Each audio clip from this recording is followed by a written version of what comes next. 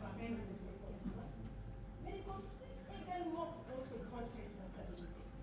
Aujourd'hui, en cours, des millions d'enfants, et plus particulièrement des filles, demeurent exclus des systèmes éducatifs.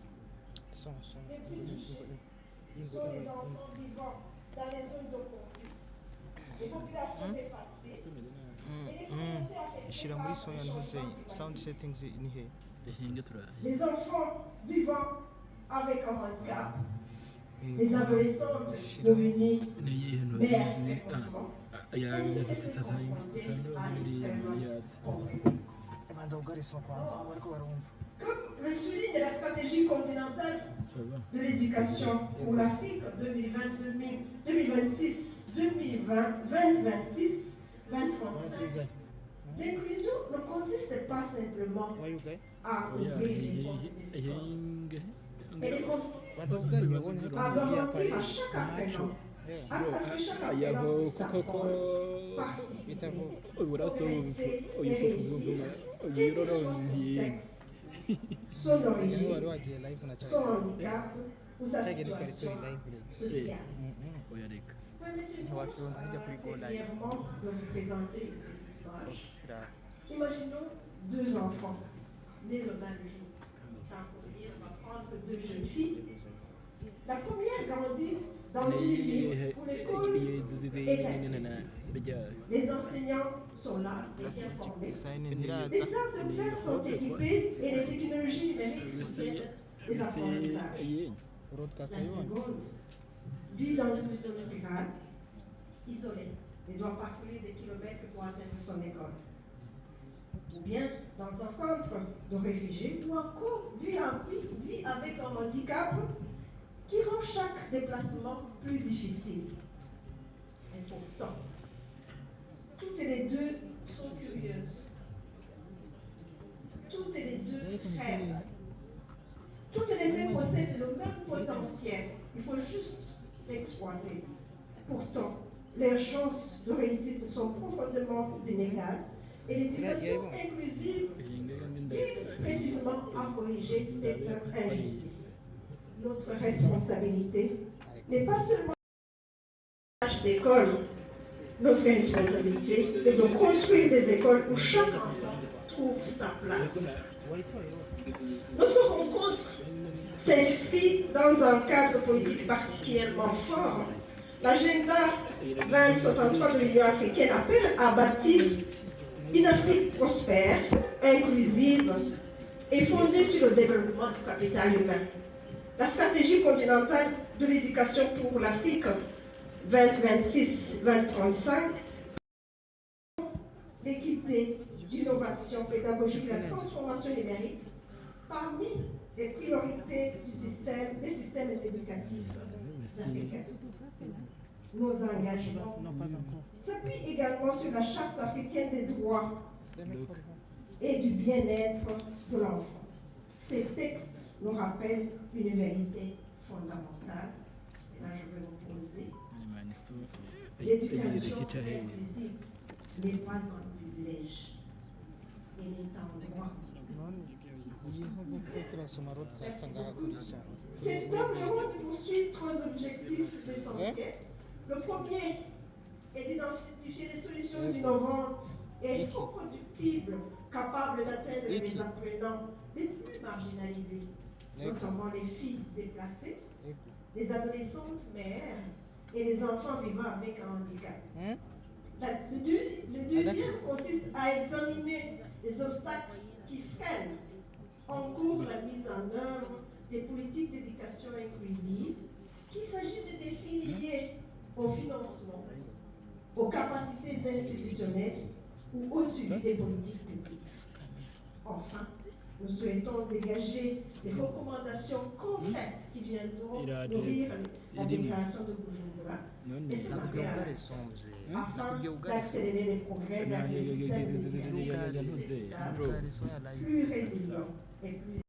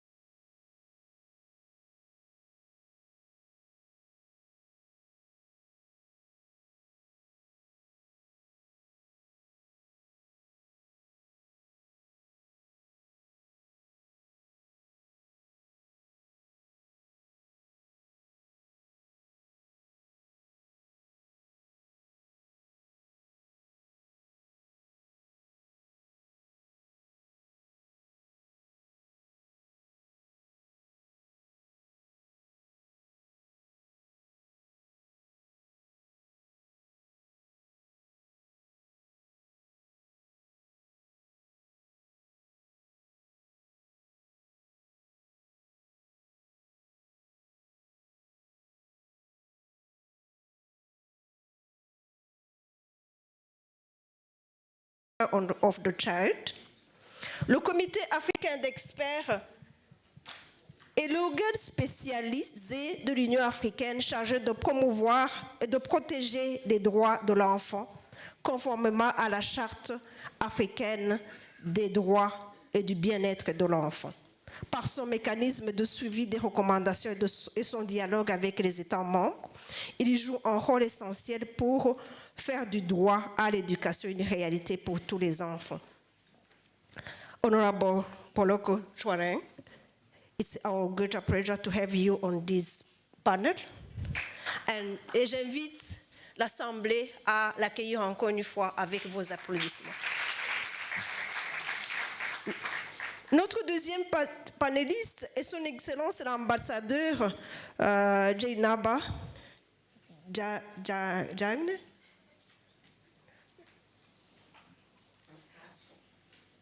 African Union Specialist Envoy on Children Affected by Armed Conflicts.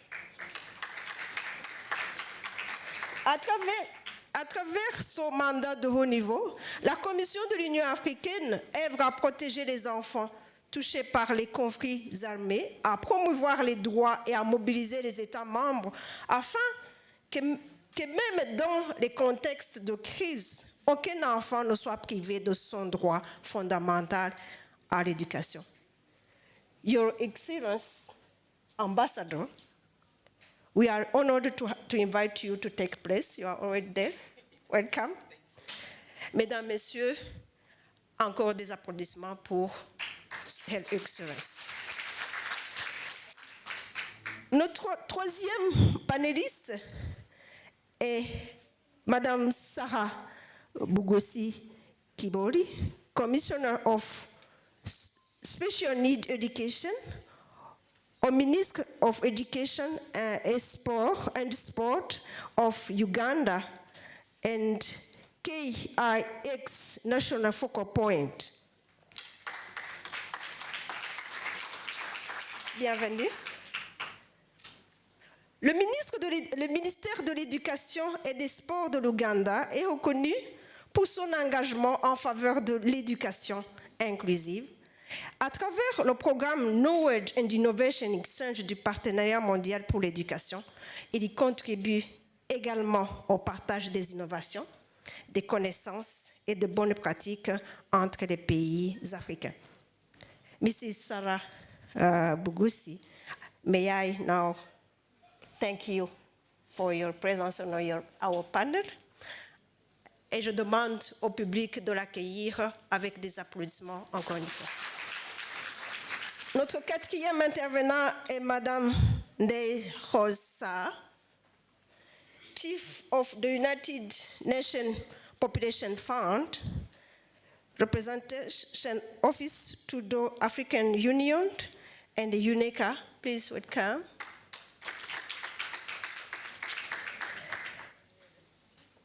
Le UNFPA est l'agence des Nations Unies qui œuvre pour que chaque jeune, en particulier chaque fille, puisse réaliser son plein potentiel en soutenant l'égalité des genres, les droits des adolescents, la santé familiale et sexuelle et les politiques favorisant la réintégration scolaire des jeunes mères.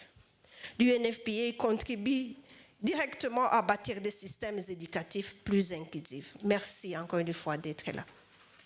Notre cinquième panéliste est Madame 𝗵𝗿𝗲𝗍𝗵𝗿𝗲𝗍, Head of the United Nations Girl Education Initiative.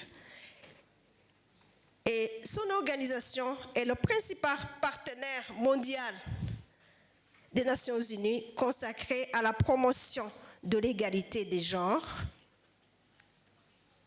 dans l'éducation. Son action accompagne les gouvernements africains dans la transformation des systèmes éducatifs afin que chaque apprenant, et en particulier chaque fille, puisse apprendre dans un environnement inclusif, sûr et équitable. Thank you very much for your presence. Le sixième panéliste est mon professeur, j'ai été son étudiant, Dr 𝗧𝗵𝗿𝗲𝗲, Regional Director in ICGRR, Regional Training Facility, and Board Member of 𝗧𝗵𝗿𝗲𝗲 Africa. Bienvenue, professeur. La conférence internationale sur la région des Grands Lacs œuvre pour la paix, la stabilité et le développement durable dans la région, tandis que 𝗧𝗵𝗿𝗲𝗲, dont elle est fait membre du comité d'administration, est l'une des organisations panafricaines les plus influentes dans la promotion de l'éducation des filles et l'égalité des chances. Ensemble, elles démontrent que l'éducation constitue un puissant instrument de résilience, de paix et de développement. Encore des applaudissements pour Dr 𝗧𝗵𝗿𝗲𝗲. Nous accueillons la 7e panéliste, Madame Denise Karondo, représentante de 𝗵𝗲𝗍𝗍𝗍, l'association 𝗵𝗲𝗍𝗍𝗍, la coalition nationale burundaise pour l'éducation, membre de la Global Campaign for Education. Les coalitions nationales de la société civile jouent un rôle essentiel dans le plaidoyer en faveur d'un financement accru de l'éducation, de la redevabilité et des politiques publiques et de la défense du droit à une éducation inclusive. Merci encore pour prendre part à ce panel. Notre 8e panéliste est M. 𝗧𝗵𝗿𝗲𝗲. Nous avons la chance d'avoir un homme, je l'ai vu, bienvenue. Education Technical Manager à World Vision. World Vision est présente dans près de 100 pays. C'est l'une des plus importantes organisations humanitaires de développement. Son action au plus près des communautés contribue à garantir que des enfants les plus vulnérables, y compris ceux vivant avec handicap, puissent aller à l'école, même dans des conditions les plus fragiles. Monsieur 𝗵𝗵𝗍𝗍, n'ayez pas peur, hein. Ils ne vont pas vous manger. Je vous invite, je vous remercie, vous êtes déjà là, à prendre part sur cette table et on va échanger sur les sujets qui intéressent l'éducation inclusive. Notre 9e panéliste est M. 𝗧𝗵𝗿𝗲𝗲𝗲. The Transformative Education Policy and Program Leader at 𝗧𝗵 in Africa. 𝗧𝗵 est un acteur mondial majeur de la lutte contre les inégalités. À travers son approche de l'éducation transformatrice, l'organisation accompagne les gouvernements et les partenaires afin de construire des systèmes éducatifs qui s'attaquent non seulement aux obstacles d'accès, mais également aux causes profondes de l'exclusion. Mr. 𝗧𝗵𝗿𝗲𝗲𝗲, we are delighted to invite you to take place. You are already there, thank you. Mesdames, Messieurs, des applaudissements encore pour M. 𝗧𝗵𝗿𝗲𝗲𝗲. Enfin. Enfin, quand je dis enfin, ce n'est pas la fin. Il faut vraiment un certain ordre, sinon ce n'est pas la dernière. Enfin, nous accueillons Madame Dushime Marie-Gaëlle.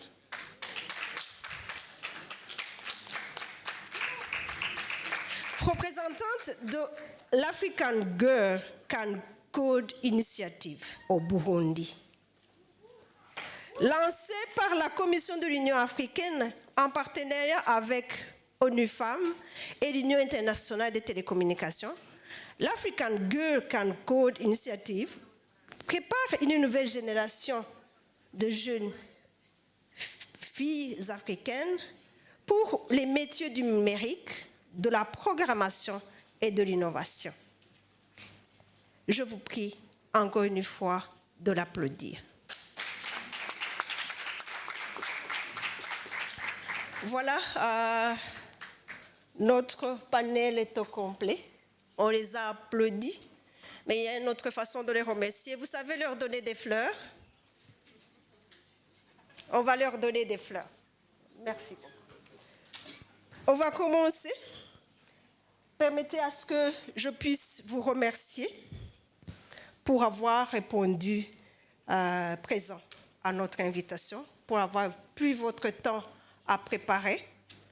Ce n'est pas chose facile, je sais bien que vous êtes habitués à cela. Je vous propose d'organiser notre conversation autour de 4 grandes questions. Pourquoi l'inclusion demeure-t-elle un défi majeur en Afrique? Quelles innovations produisent aujourd'hui des résultats les plus prometteurs? Comment passer des initiatives réussies à des politiques publiques durables? Enfin, quels engagements devons-nous prendre collectivement pour que les recommandations ici de cette session se traduisent en actions concrètes? Je vous invite à un échange ouvert, franc et interactif, mais j'aimerais vous demander d'être bref. Si vous pouvez rentrer dans 5 minutes ou plus, je vous serai très reconnaissante et ça vous permettra de rentrer dans l'heure qui est prévue à cette session. Je vous prie aussi de m'excuser au cas où je n'aurais pas prononcé correctement votre nom. Je vous prie vraiment humblement de me pardonner. Voilà, nous allons commencer la session, les questions. La première question, je l'adresse à l'honorable 𝗵𝗿𝗲𝗲.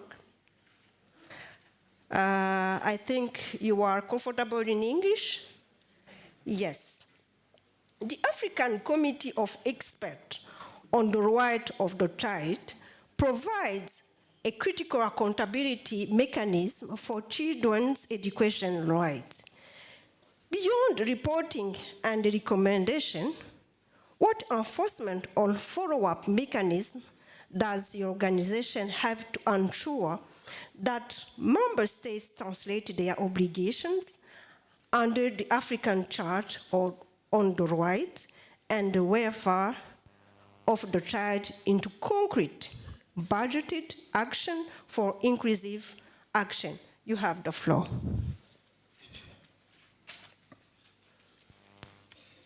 Thank you, Chairperson.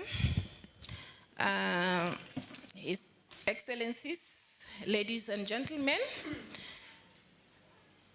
protocol observed. For the sake of time, I'll just go straight to answering the question that apart from or beyond reporting mechanisms on making recommendations or concluding observations, what do the African Committee of Experts on the Rights and Welfare of the Child do to ensure that states come up with or do their obligations in relation to implementing the Charter, specifically towards education and developing new technologies to enhance quality education. One of the activities that, or the our responsibilities is to develop general comments. General comments usually try to elaborate the articles in the Charter to ensure that states understand their obligations or what they are supposed to do, because usually the Charter or the articles in the Charter are vague. They are not as specific. So the general comment purpose is to ensure that states get specific specific information about what they are supposed to do. For example, last year we launched the general comment number 9 on the right to education, which is Article 11 of the Charter. And that general comment, for example, lays the legal framework for inclusive education.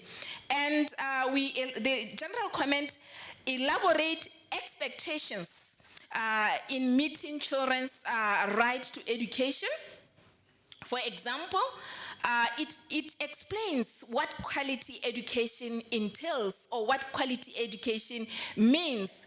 And that also includes creation of learning environments that are conducive to different contexts, and also that entails taking into consideration the diversity of learners.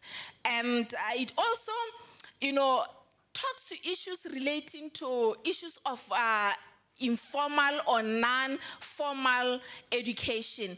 And the general comment elaborates on what that means, because non-formal education also entails states coming up with programs, activities, mechanisms to ensure that at the end of the day, children are infused into formal learning.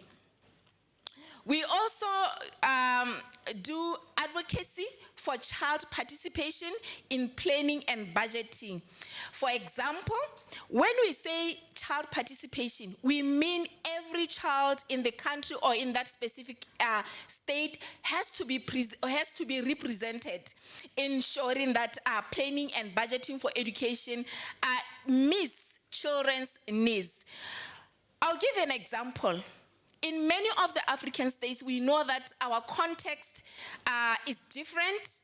For example, we have semi-urban areas, we have urban areas, we have rural areas, and we also have remote areas, as well as having the diversity of children that are usually experiencing different circumstantial issues. For example, we have children that are in conflict settlements and such as refugee camps. So we expect that when we come up with planning and budgeting for children, state has to include such kind of children. We also have children with different disabilities.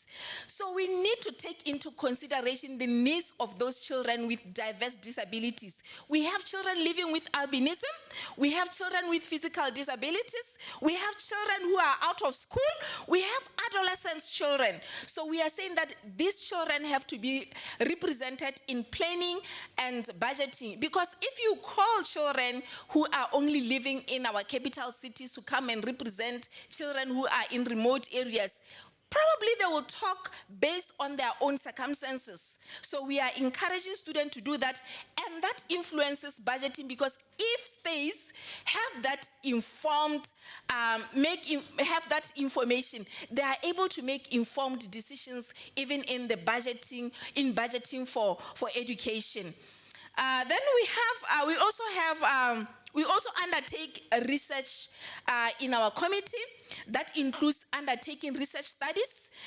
It also includes empirical research. We also do general discussions. For example, we are hoping that in the coming session, we are going to have a general discussion on the inclusion of AI and technology in education. By so doing, we are hoping that we'll be able to get information that can help us also to relate with states and to inform states on the critical measures and steps that they need to take in order to ensure that technology is infused in education.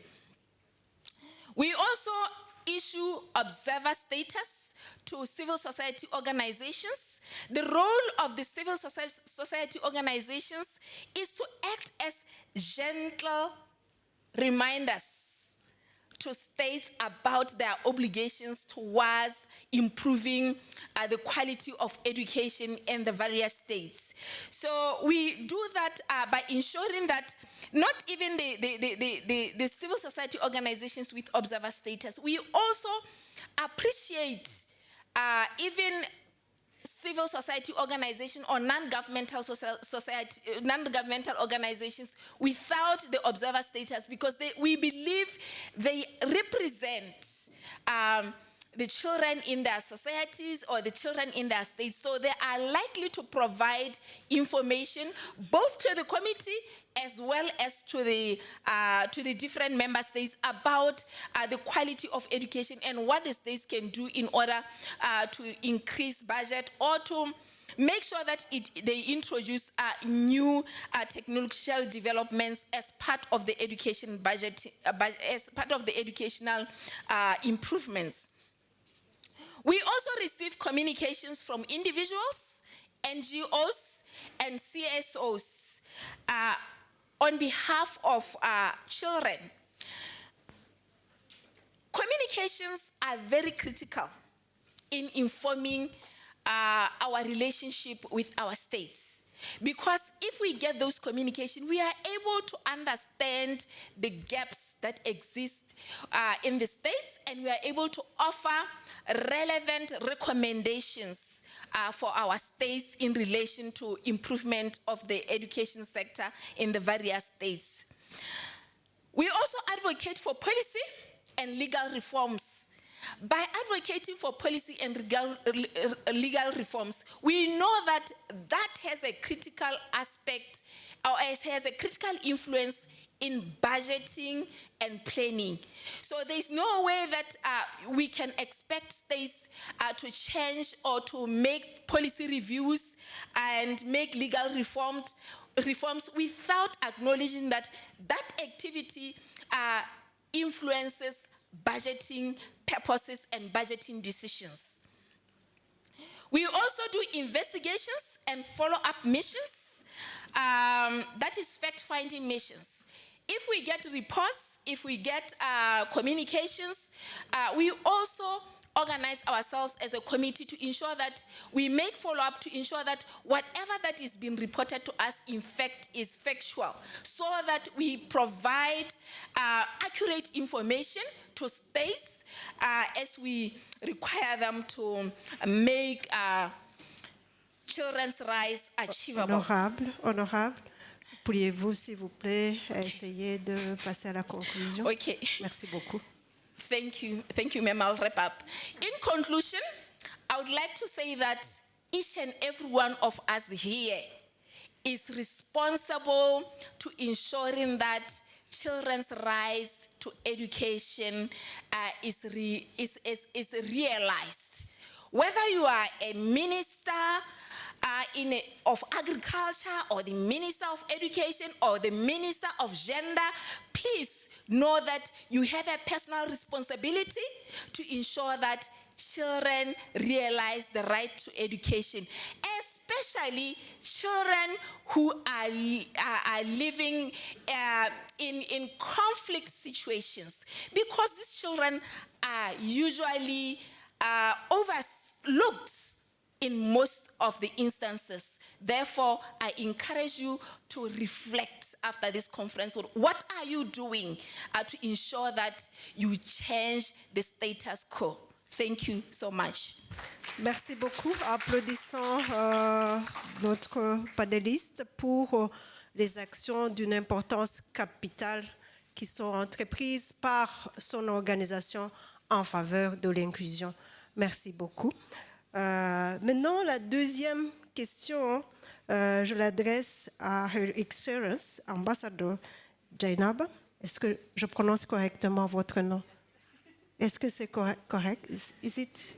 Thank you. As African Union Special Envoy for Children Affected by Armed Conflict, as Special Envoy on Children affected by armed conflict, can you please share some of the high-level policy recommendations you can share from member states to protect the rights of children in those contexts and ensure their success to education? Please stay in the 3 minutes for intervention. 3 or 5? 5, it's okay. Thank you. Honorable Ministers, Excellencies, distinguished participants, ladies and gentlemen. So, Madam Moderator, I will try to keep to the 5 minutes, and I'll stick to script, otherwise I'll speak for 45 minutes without meaning to. But before I commence, let me just appreciate Honorable 𝗵𝗲𝗲 for considering those children that are affected by armed conflict. I really appreciate it. And I would appreciate if all those in the room as well, when considering our children, to particularly focus on those the most affected, which are those affected by armed conflict. So the question before this session is not only how to make education more inclusive in ordinary circumstances, it is how to keep education alive when conflict destroys the conditions that make learning possible for our children. And we have 218 million children on the continent right now who are affected by armed conflict. 1/3 of our children. So as I said on Thursday afternoon, many of our children affected by armed conflict, the journey to school is no longer a routine walk. It may be a route marked by fear of abduction, recruitment, sexual violence, trafficking, explosive weapons, or armed actors.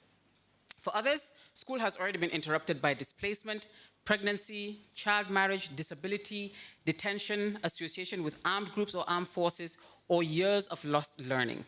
And some return to the classrooms with severe trauma from these conflicts.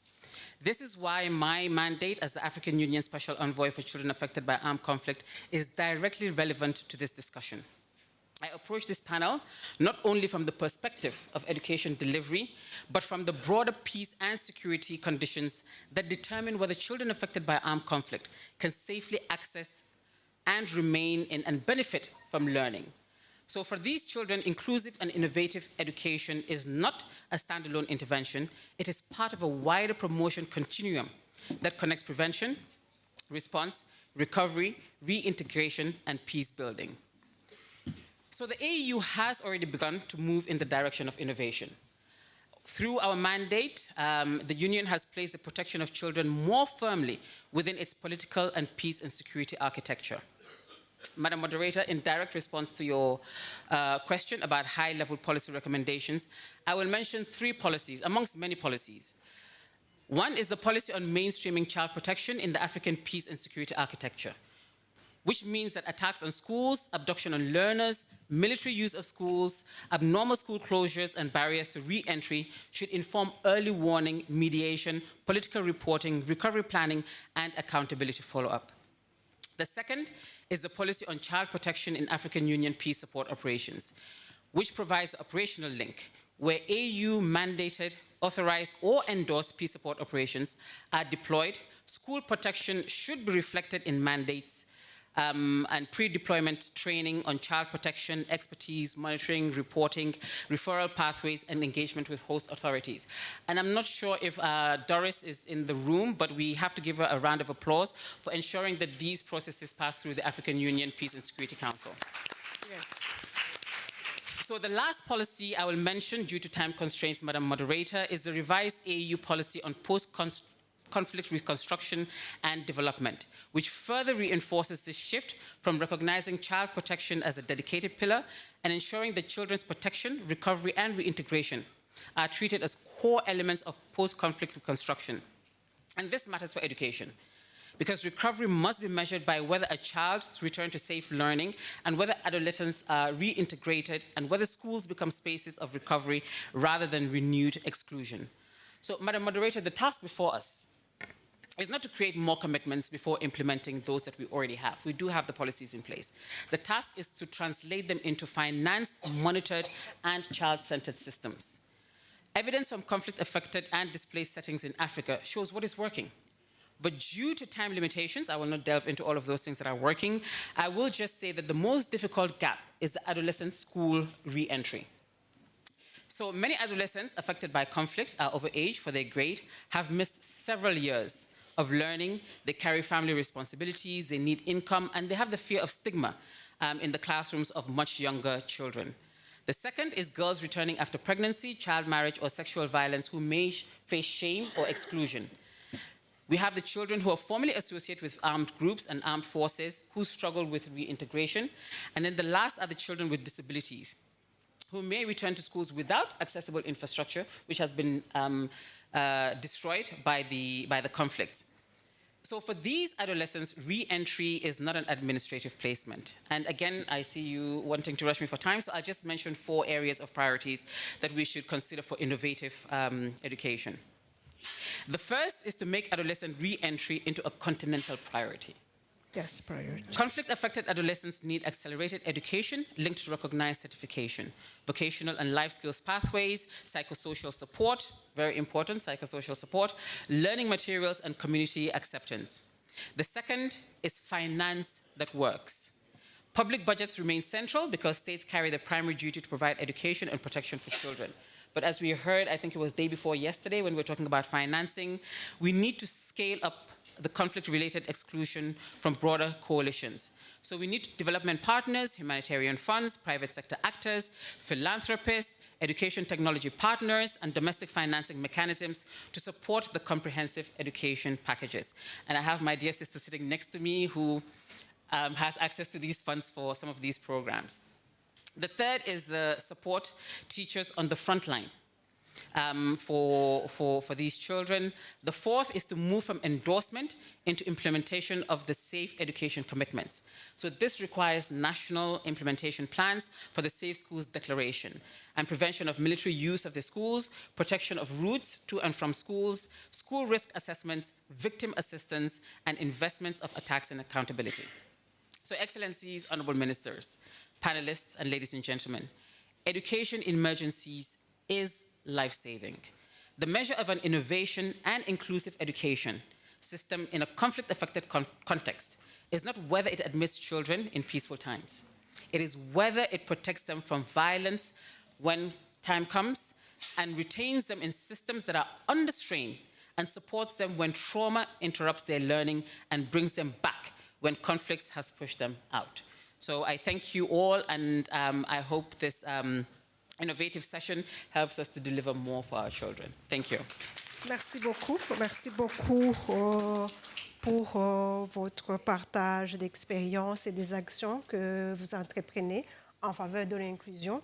J'ai compris qu'il y a des documents de politique, c'est très important pour la durabilité des exécutions et la cohérence des choses. Il y a des défis. Je considère que les défis ne sont pas des fatalités, hein. Des défis sont là pour que nous puissions y faire quelque chose et trouver des solutions. J'ai cru entendre qu'il y a des actions qui sont engagées dans ce sens-là. Merci beaucoup. Des applaudissements encore une fois pour notre panéliste.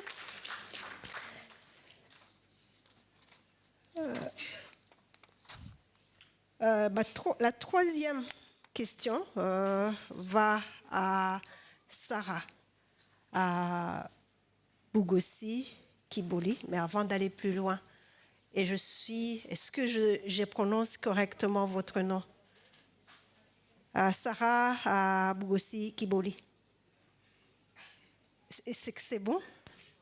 Parce que c'est vraiment la première chose à faire correctement. C'est correct? No, it is Sarah, yes. Sarah 𝗵𝗿𝗲𝗲. Sarah 𝗵𝗿𝗲𝗲. Thank you.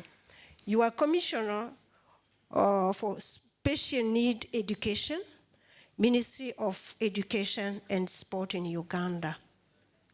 Can you please share some of the interventions and best practices put in place to facilitate children with special needs accessing education and being retained in education systems?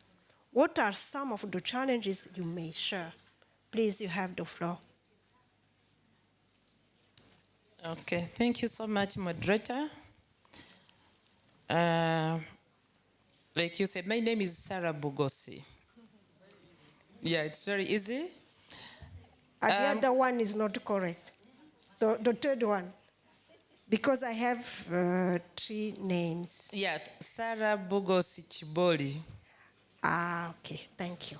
Noted. Okay, thank you so much, and thank you so much for that question. I'm going to address myself to what interventions we have done as Uganda that can also be applicable elsewhere, challenges, and probably possible solutions to those problems.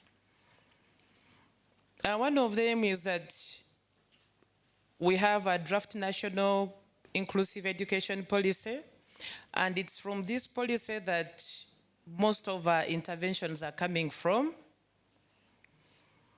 And there are quite many. One of them is establishment of educational assessment resource services in every lower local government. We have officers recruited in these lower local governments, and basically to do the identification, assessment, and proper placement of these learners.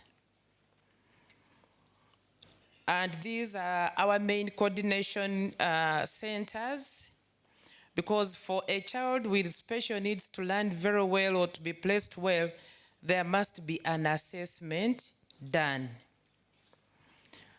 Then the other one is we do provision of assistive devices, and quite a number. As the first presenter talked, there are different categories of disabilities which I will not address myself to, and each category requires different devices.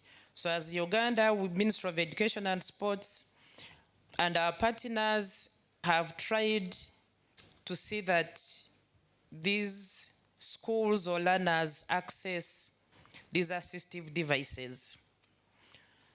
Then also we've done a lot in terms of improvement in infrastructure, making it more accessible, having the ramps, proper walkways, and wash facilities that cater for these learners, and also giving them reasonable accommodation. Because when these learners come to school and there is no reasonable accommodation, then they will stay for only 1 or 2 days and they will go back home. So we need there the sign language interpreters, we need teachers who know Braille, we need teachers who have the different skills to cater for the different categories of learners. The other one we do is capacity building, teacher professional development, which is continuous, and we are living in a global world that is changing every day. As you are aware, like for instance in Braille, we have been using the English Braille, standard English Braille. Right now they have shifted to unified English Braille, and most of our teachers were trained and are still being trained in standard English Braille. So as we move into the unified English Braille, we need continuous development, teacher professional development, because most of, I would say almost all of the assistive devices that visually impaired people use are now in unified English Braille. So this needs to change. Then also in this capacity building, we are not doing the generic training of teachers in literacy and numeracy, but we are intentionally having specialized pedagogy where Braille is emphasized, functional assessment is emphasized, sign language is emphasized, among others. The other one which has come on board is the Child Disability Grant. This is under Ministry of Gender. It is something that is new, supported by UNICEF. So we are still in the process of identifying the proper learners so that these children, actually children, not learners in school, because when we give this child disability grant from the children of 0, from 1 day old onwards, then it will mean parents will bring out these children, because it is an incentive and it is a grant that will be given on monthly basis. So children will be brought out, we shall get to know about them early enough, and they will be able to enter school early enough. And even when they enter school, this child disability grant will continue to be given to the parents. It is an incentive to have these learners get proper care and also access the different government programs. I've already talked about the specialized pedagogy. I can just add that we emphasize early grade Braille and others. Then at ministry level, we also have this effective coordination where we are coordinating the local governments and also coordinating partners in the area of inclusive education. These are some of the things that we have done as Ministry of Education, but even with all this, we still have many challenges. Some of the challenges are that many learners, because of the parents' attitude, many of the children sometimes are not enrolled in school. Depending on the areas where they are coming from, and like for the past 3 days, we've been here too, we have all been talking about traditional cultures and all these affect. So not all of them are able to access school because of those different challenges, and this mostly comes from the community attitude. And maybe also poverty and many others. Then the other one is, even in schools, we still experience problems with inadequacies in terms of teachers. You know, the teacher-pupil ratio for learners with special needs is supposed to be a little higher. We can have 1 to 10 when the others is 1 to 45. Or 1 to 1, because we have circumstances of children with autism, children with multiple disabilities. Essentially, they should have 1 to 1. Children who are deaf, blind should have 1 to 1. So we still have inadequacies in terms of teachers. Then also instructional materials. For a Braille machine, which costs about, I would say $1,000 and above, it's supposed to be 1 to 1.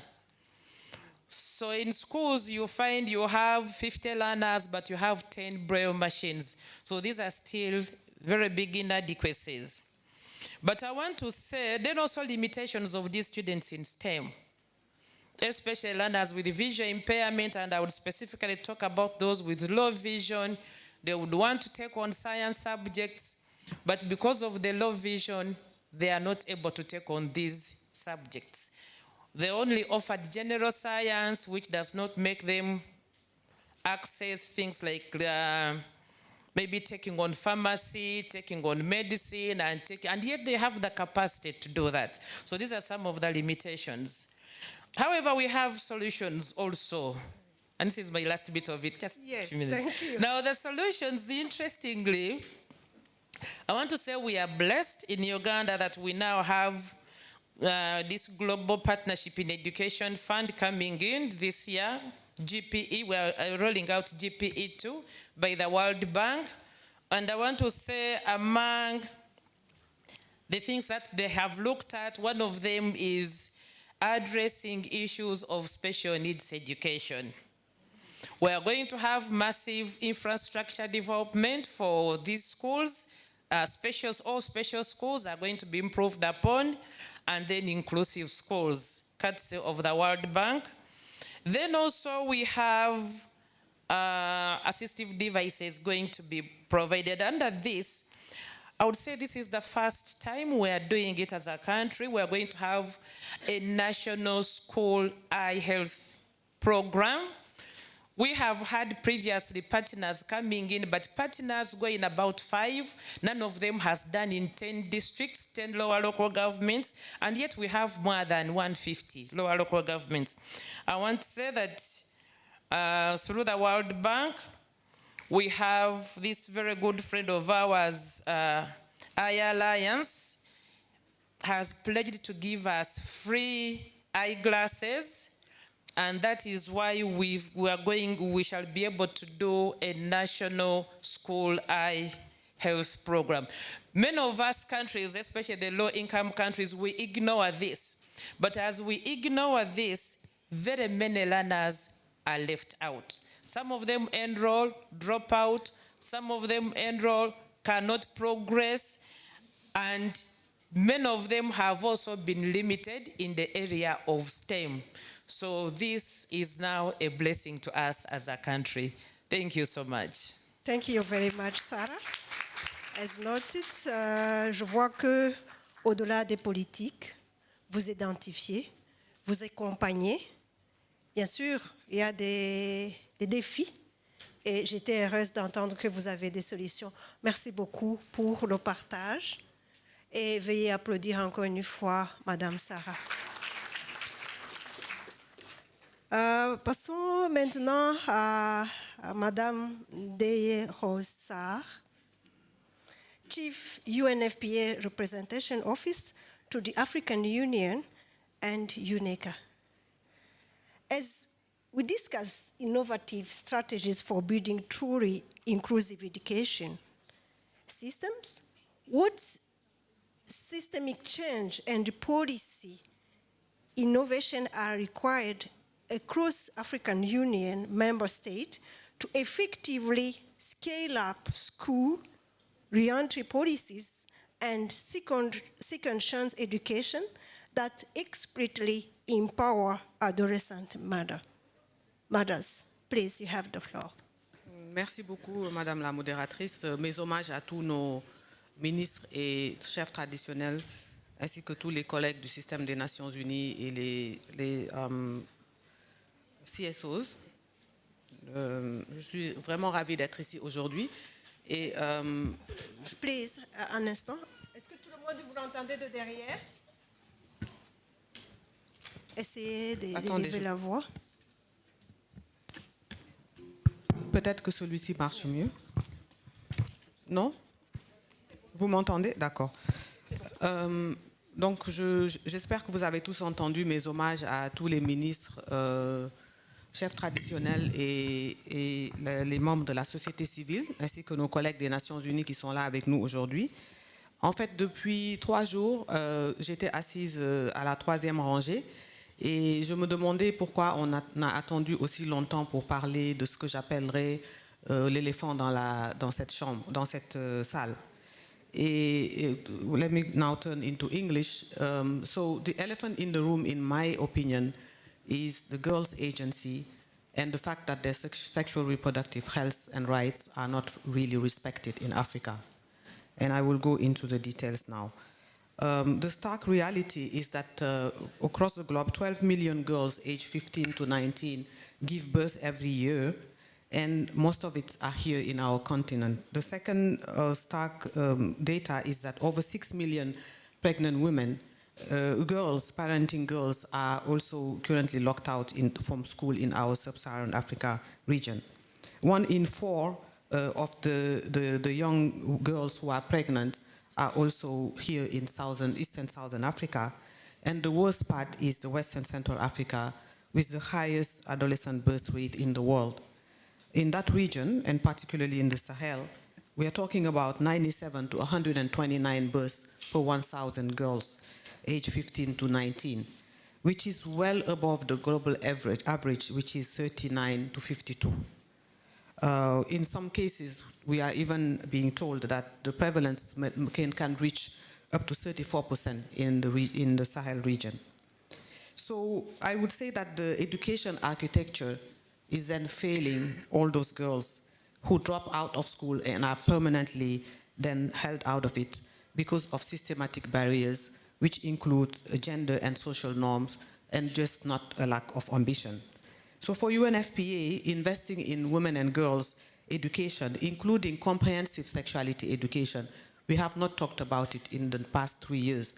It's important for the girls to know their body. It's important for them to have access to the information they need so that they can finally stay in school.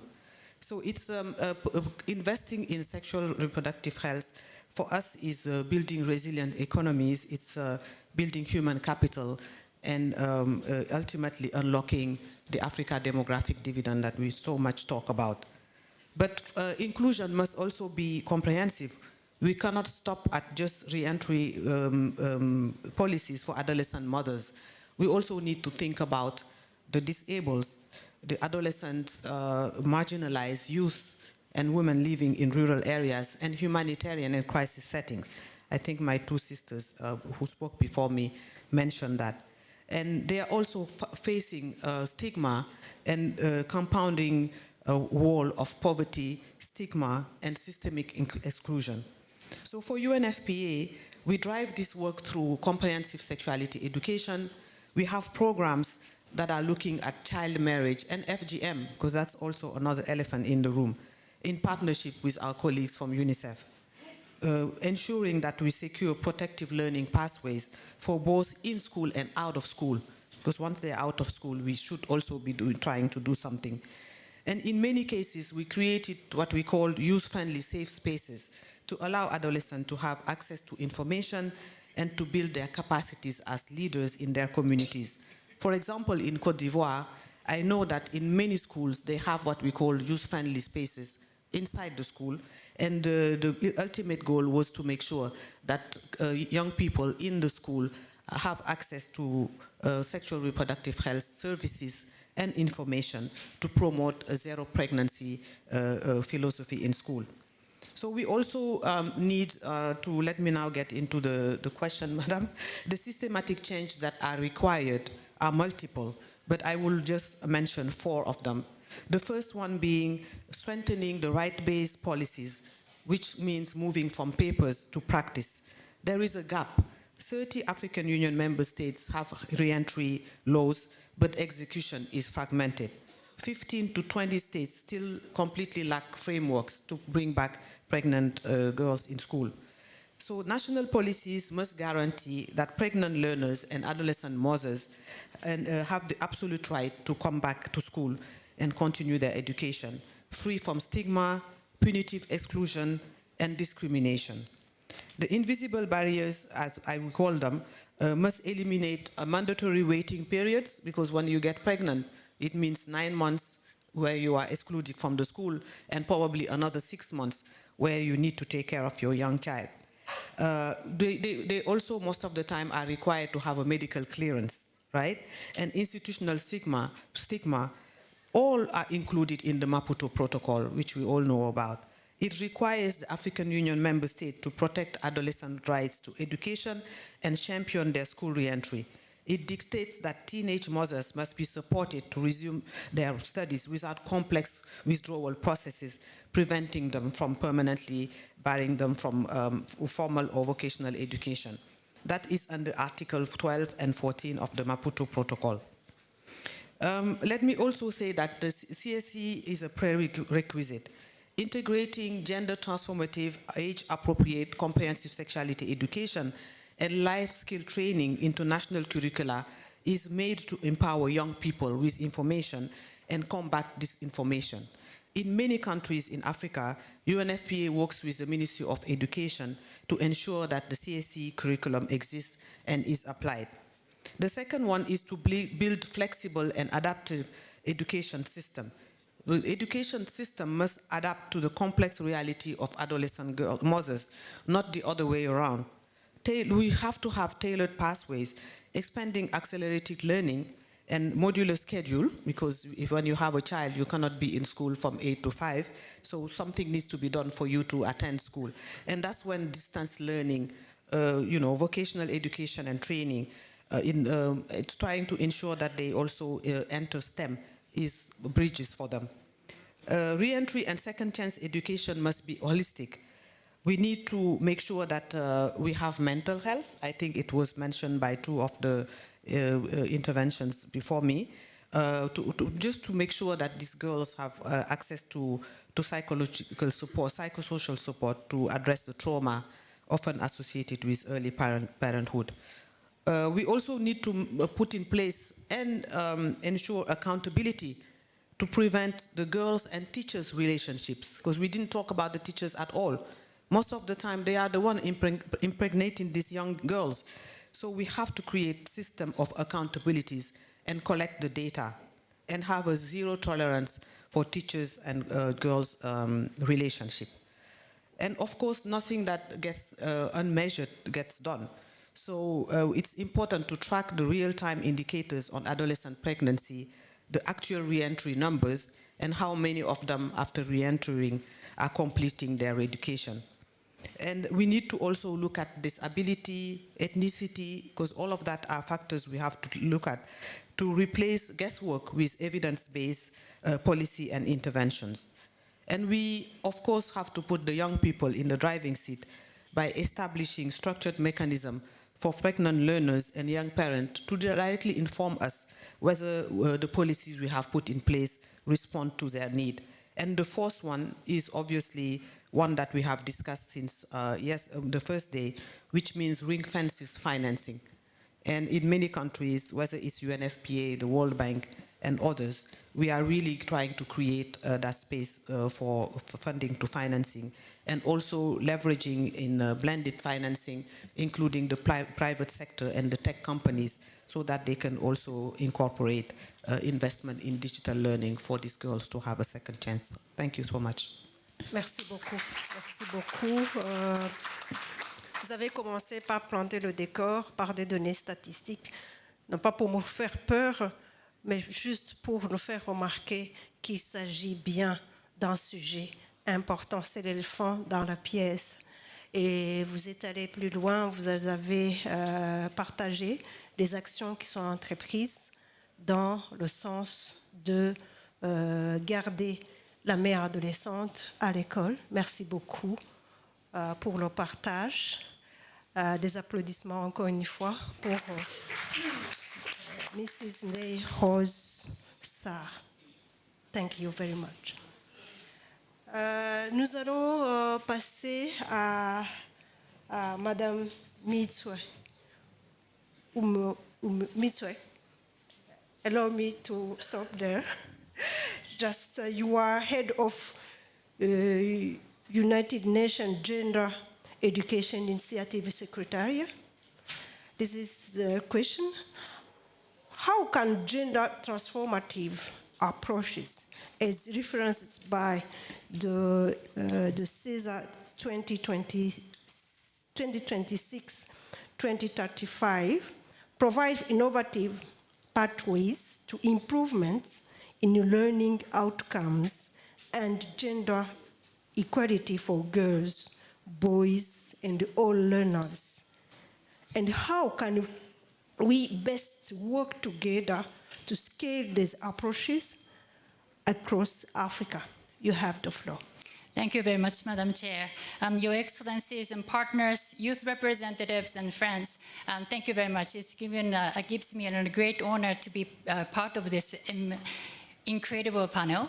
I would like to also express my appreciation, our appreciation to AUCFA for bringing us together. It's been such a remarkable, enriching dialogue and discussions and learning and sharing.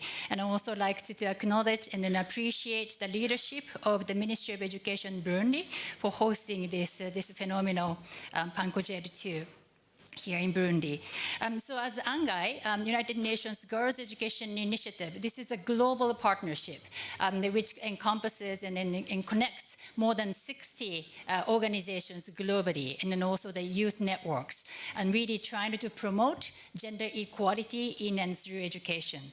Now, when we talk about the gender transformative education, that really means that the changing the norms and power relations through making the education policies, practices, pedagogy, curriculum, but also the environment in and around school to be more gender transformative. And making sure that the girls and boys are growing up really understanding, appreciating, embracing the value of equality and then respect for themselves and for each other. And that includes, as we keep talking about, girls and boys with disabilities, girls and boys also affected by armed conflicts, adolescent mothers, those children who've been excluded from the education system for various reasons. So for that, ANGAI, thanks to very much to the partners, we actually see a lot of great initiatives. So let me just speak a few of them. Ending gender-based, ending the gender stereotypes in classrooms. And that's been already supported in many countries, including Bangladesh and also in India. As an international partnership, we're happy to also bring those experiences. But let me just speak about the experience in Sierra Leone, led by the Ministry of Basic and Senior Secondary Education of Sierra Leone, really taking the bold approach in terms of ending the school-related gender-based violence, focusing on building the capacity, not only of the education officers, but also civil societies and the youth networks. And as a result, there's been a significant reduction of students who reported feeling unsafe in school from already 13% to 2%. As we also know, the Safe to Learn call to action, we are already making the bold statements, commitments, but also taking those commitments into action. There is going to be the second ministerial conference on ending violence against children later this year, so we would like to see some progress. And another initiative is called the Gender at the Center Initiative. Many countries, and many of you are actually part of this GCI initiative, and really supporting the strengthening the political will, leadership, promoting the gender equality and through education, building the capacity, but also creating the movement, bringing the government, civil society organizations, and then youth networks together. So we do see that lots of challenges, and yet at the same time, we also do see lots of practices. So let me come to the second point of the question here. So then, the question is, how can we take those great experiences and examples to scale so that the more girls and boys can actually benefit? And here, I would like to emphasize the 3 points. First one, I think we needed to be much, much more rigorous in terms of evidence-based. So doing more research studies, documenting in terms of what has worked, but also what hasn't worked so that we can learn. And I think that's important when we talk about the financing. We do need to present to the Ministry of Finance in terms of what are the scalable interventions that are really impactful, not only thinking about from the education point of view, but also for the government, socio-economic, and the human capital development point of view. Second point that I wanted to mention is the accountability. I think that the other speakers in front of me have already spoken the importance of finance. Again, it's not just about ensuring the increased allocation of the government budget to education. It's also about how we are utilizing those resources, making sure that the most disadvantaged girls and boys should be the ones to benefit. And again, here we do really need to make sure that we are generating the evidence. And third one that I wanted to speak about is the partnership. Gentlemen, ladies and gentlemen, colleagues and friends, despite the advocacy that we do, which we should continue, unfortunately right now we do see that there is a declining trend in terms of financing for education, domestically as well as internationally. So this is why we needed to stay together, go stronger, really making sure that we really bring different comparative advantage, strength that each of us bring to the table. And for that, civil society organizations' strength is absolutely important so that we can really find sustainable local solutions that are going to be embraced, welcomed by the communities that we serve. Ladies and gentlemen, so from UNICEF, ANGA, and Safe to Learn, we remain absolutely committed to address this issue of the gender equality in and through education and working together with all of you to really advance this agenda. Thank you very much for your attention. Merci beaucoup pour votre intervention.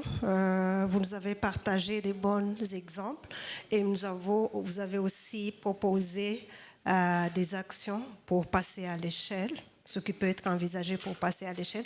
Bien évidemment, vous regrettez le déclin au niveau des financements. Et vous parlez à une oreille attentive. Je pense bien, nous avons des partenaires, nous avons des gens, des grandes organisations qui peuvent prendre des décisions au regard de ce défi. Merci beaucoup. Je vais passer à la prochaine panéliste, mon professeur, Dr. 𝗵𝗵𝗿𝗲, Regional Director and the Far Africa Board member. Sorry.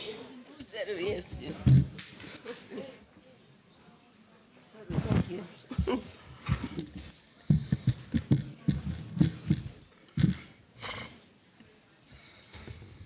It's okay, it's okay.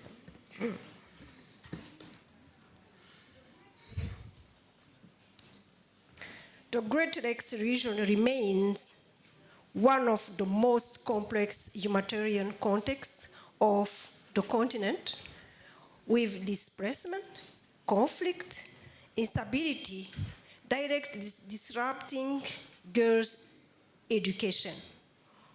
What innovative strategies have been proven most effective in ensuring educational continuity for girls and young women in those settings, And how are they being institutionalized to ensure sustainability?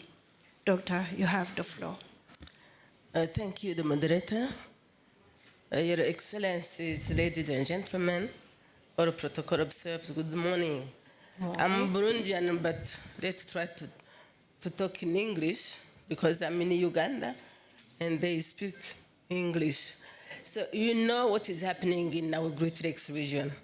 I don't want to pass more time on that, but you know that we have displacement, refugees camp, children are not learning, they drop out schools. So now I'm here as 𝗧𝗵𝗿𝗲𝗲 board member. I will be brief to let you, to give you an opportunity to consult the 𝗧𝗵𝗿𝗲 strategic plan 2024-2028. But we propose to transform ordinary schools into center of excellence, modifying the physical environment training school management and eliminating gender issues. Looking now at the target of vulnerabilities, we know that there are a lot of barriers facing girls, learners in our region.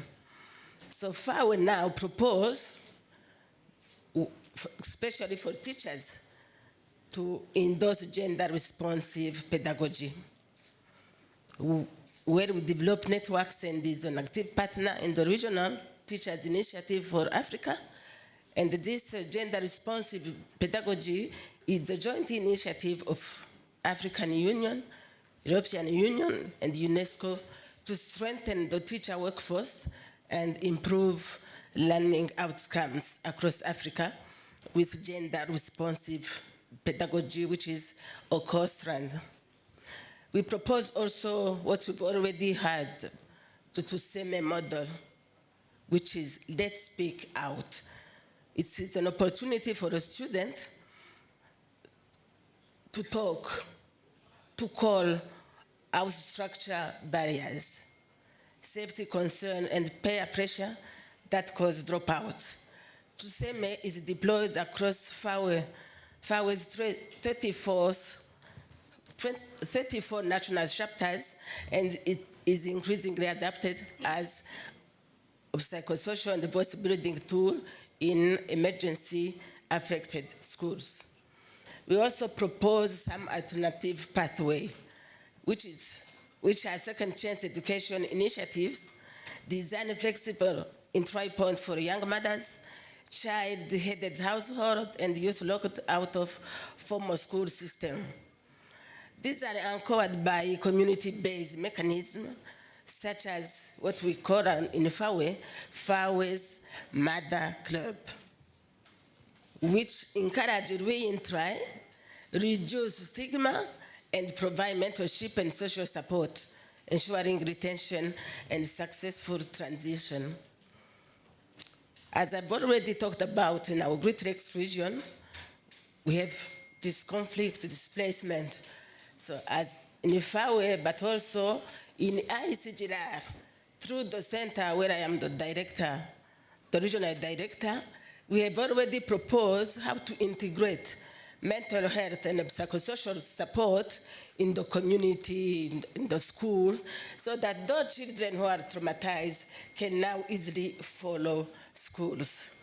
And in a few months, I think the handbook will be validated, and it will be an opportunity to share with the countries which are members of 𝗧𝗵𝗿𝗲𝗲, but also as 𝗧𝗵𝗿𝗲𝗲 works together with the African Union, all the participants could now look at this handbook on mental health and psychosocial support. So as I've already talked about, the innovative strategies, as I resume, we propose these 𝗧𝗵𝗿𝗲𝗲 centers of excellence and 𝗧𝗵𝗿𝗲𝗲𝗲 program, as I've already talked about, introducing this mental health and psychosocial support in the curriculum, but also we have to institutionalize for sustainability. Innovation only becomes durable when it stops depending on the next humanitarian pilot.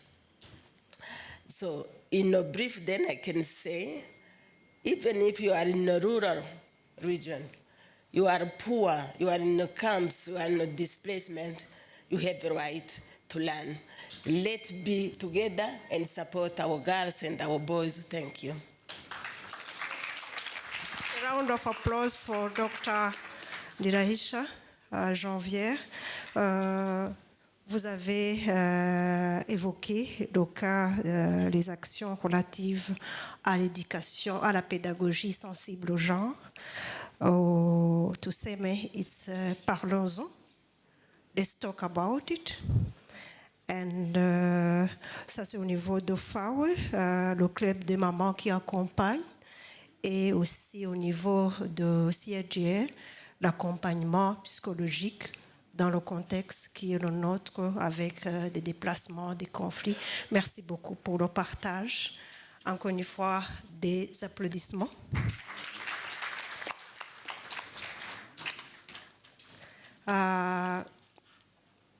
Mrs. Denise Karondo, Burundi National Education Coalition, PANCOGED, and member of GCE.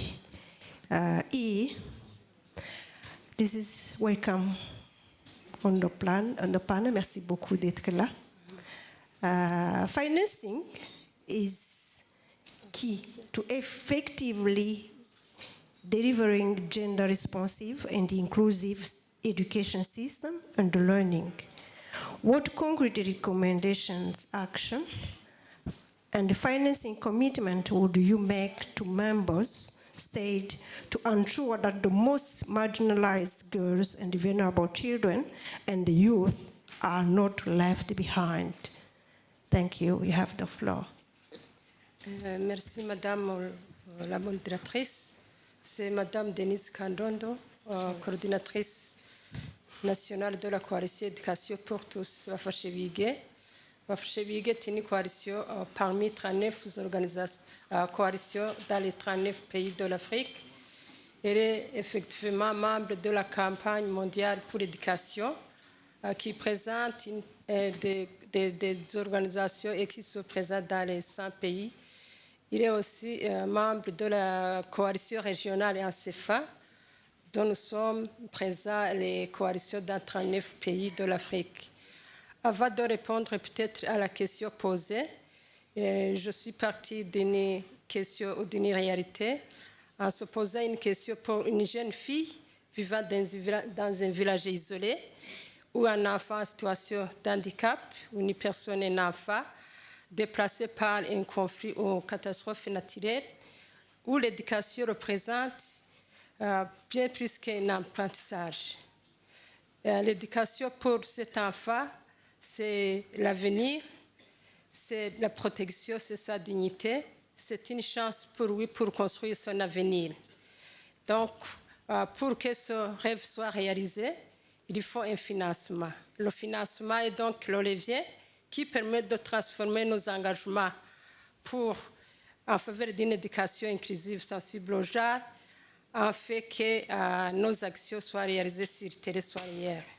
Nous voulons donc réellement que les filles marginalisées et les autres enfants ne soient pas laissés de côté. Il faut effectivement investir, il faut des financements sensibles au genre, il faut investir dans l'éducation. Et mes 4 recommandations que j'ai proposées, il faut d'abord des politiques engager des investissements publics dans l'éducation. Investir des investissements publics dans l'éducation, investir dans l'éducation sensible au genre et dans la protection sociale permet non seulement d'assurer la continuité de l'éducation, mais aussi c'est de prévenir des mariages précoces chez les jeunes filles, c'est aussi de prévenir les violences basées sur le genre, c'est de protéger les droits à l'éducation, c'est de protéger les jeunes filles en fait de continuer ces éducations. C'est serrer l'avenir, c'est d'assurer leur avenir. Conformément aux engagements internationaux, les États devraient consacrer 4 à 6% de PIB ou de 15 à 20% des dépenses publiques à l'éducation. Or, le constat est que seuls quelques pays africains atteignent ces objectifs. Je salue les efforts de mon pays, le Burundi, où la part du budget national consacré à l'éducation est passée d'environ à 12,7% à 14,4%. C'est un signal à encourager. Nous devons cependant poursuivre cet effort afin d'atteindre les standards internationaux et à veiller que ces financements soient orientés aux enfants qui en ont besoin. Mais également, pour moi et pour les questions de tout le monde, on peut se poser la question: que bénéficie réellement de ces investissements? Est-ce que financer l'éducation ou investir dans l'éducation suffit? Il faut se poser cette question: qui bénéficie réellement de ces investissements? C'est pourquoi ma deuxième recommandation fait faire de l'équité et le fondement de la budgétisation est une condition sine qua non. Le budget doit répondre d'abord aux besoins des filles, des enfants en situation d'handicap ou de communautés marginalisées, afin que ces investissements ou l'éducation pour les filles soient réellement une réalité. Pour cela, les États doivent investir dans des données fiables. Pourquoi? Sans données solides, il est impossible de cibler effectivement les ressources, de réduire les inégalités. Il faut donc des données fiables et actualisées afin d'orienter les ressources et de réduire les inégalités. Et ma troisième recommandation, c'est de sécuriser durablement le financement de l'éducation. Cela par une meilleure mobilisation de ressources nationales, une fiscalité plus juste aussi, et de lutte contre les flux financiers illicites et une gestion de la dette qui préside investissements sociaux. Aujourd'hui, plusieurs pays consacrent à payer leurs dettes ou rembourser de leurs dettes qu'à l'éducation. Cette réalité compromet donc nos ambitions d'investir dans l'éducation. Et c'est presque dans tous les pays africains. Des études montrent que les pays de l'Union africaine perdent au moins 8 milliards de dollars américains par recette fiscale potentielle à raison d'innovation agressive plutôt. Et les flux financiers illicites dépassent 50 milliards de dollars par an et plus de 78% des pays de l'Union africaine ont un ratio recette fiscale par PIB inférieur à 20% et 15 pays seulement des pays de l'Union africaine consacrent déjà davantage de dépenses de dette qu'à l'éducation. Nous devons donc progressivement inverser cette tendance en fait de mobiliser le financement interne, le financement national. Quatrième recommandation, il faut investir dans ce qui améliore réellement l'inclusion et la qualité. Il ne s'agit pas seulement de financer l'accès à l'école, mais aussi les conditions d'apprentissage. Il faut se poser la question: est-ce qu'on a des écoles sûres, accessibles? Est-ce que des enseignants formés? Cela, des infrastructures adaptées aux enfants à besoins spécifiques? Cela, une meilleure santé ou nutrition pour les enfants vulnérables? Cela, ou une dignité d'hygiène menstruelle chez les jeunes filles? Et l'accès au numérique, aux technologies, comme mes présidents l'ont dit, cela, ainsi que des mécanismes de protection sociale et des bourses, des cantines de transport chez les plus vulnérables. Enfin, je voudrais insister sur un élément transversal, la participation. Il faut que la société civile, les jeunes filles et les femmes et les communautés les plus vulnérables ou les plus reculées participent à la planification, à la budgétisation aussi et au suivi des politiques éducatives.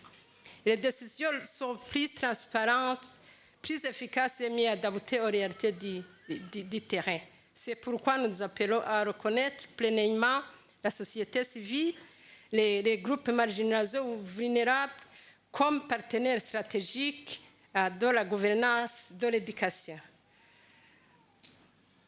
Pour conclure, je voudrais rappeler aussi une idée simple que j'ai formulée. Le financement de l'éducation n'est pas une dépense. Le financement de l'éducation n'est pas une dépense. Chaque budget est un choix politique. Faisons le choix de donner la priorité aux filles, les plus marginalisées aussi, les enfants les plus marginalisés, aux groupes vulnérables, en investissant en eux. Aujourd'hui, nous investissons dans la stabilité de nos pays respectifs, la prospérité de nos pays respectifs et le développement durable de l'Afrique. Je vous remercie.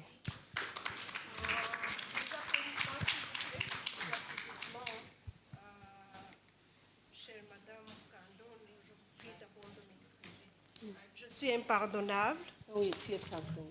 Je suis impardonnable parce qu'on se connaît depuis notre jeune âge, on a fréquenté la même école secondaire. Je ne devrais pas vraiment ne pas prononcer correctement votre nom. Je crois que je suis pardonnée. Dans vos recommandations, vous avez insisté sur le financement, l'équité, la sécurisation et l'investissement correct. Je ne veux pas vraiment m'éterniser là-dessus. Vous avez été très clair et je crois que le public a bien compris les recommandations émises. Je vais passer aux hommes du panel. Je ne vous ai pas oublié, figurez-vous. Monsieur 𝗧𝗵𝗿𝗲𝗲 is Education Technical Manager in the World Vision. This is the question about this subject, the topics of the panel.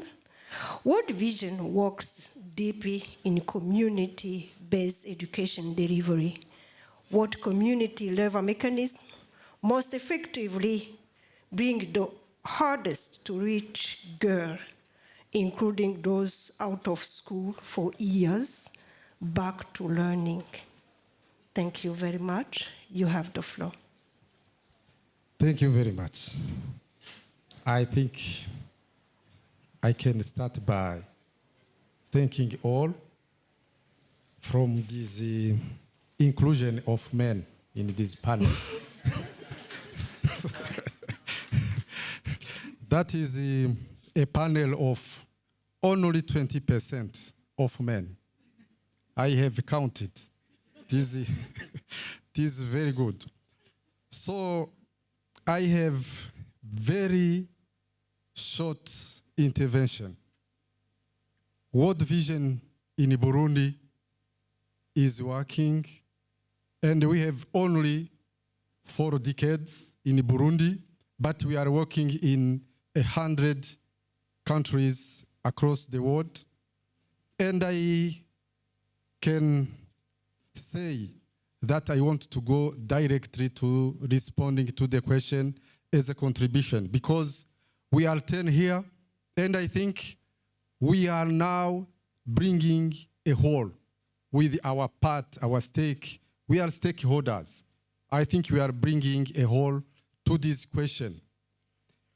I can start by highlighting that in World Vision, I will show you only 2 things. One is consistency. Why consistency? The moderator has said that we are community-based. And here in the Royal Palace, I think we are high level. We are not the community to serve, even the panel. So the consistency, that is one.